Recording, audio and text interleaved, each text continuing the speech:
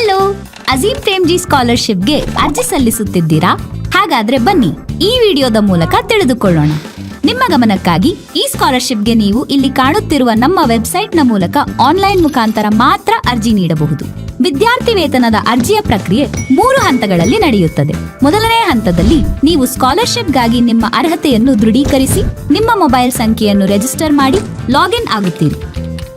ಎರಡನೇ ಹಂತದಲ್ಲಿ ನೀವು ಅಗತ್ಯವಿರುವ ಎಲ್ಲಾ ಮೂಲ ದಾಖಲೆಗಳನ್ನು ಅಪ್ಲೋಡ್ ಮಾಡುತ್ತೀರಿ.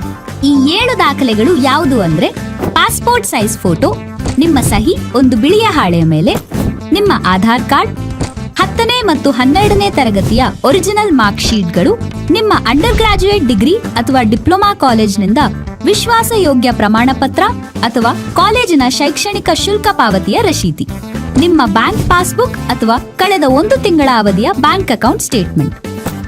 ಈ ಎಲ್ಲಾ ದಾಖಲೆಗಳು ನಿಮ್ಮ ಒರಿಜಿನಲ್ ಡಾಕ್ಯುಮೆಂಟ್ಸ್ ನ ಕ್ಲಿಯರ್ ಕಲರ್ಡ್ ಸ್ಕ್ಯಾನ್ ಕಾಪಿ ಆಗಿರಬೇಕು. ಸ್ಕ್ರೀನ್ ಶಾಟ್, ಕ್ರಾಪ್, ಎಡಿಟ್ ಅಥವಾ ನಕಲು ಅಂದರೆ ಫೋಟೋ ಕಾಪಿ ದಾಖಲೆಗಳು ಆಗಿರಬಾರದು.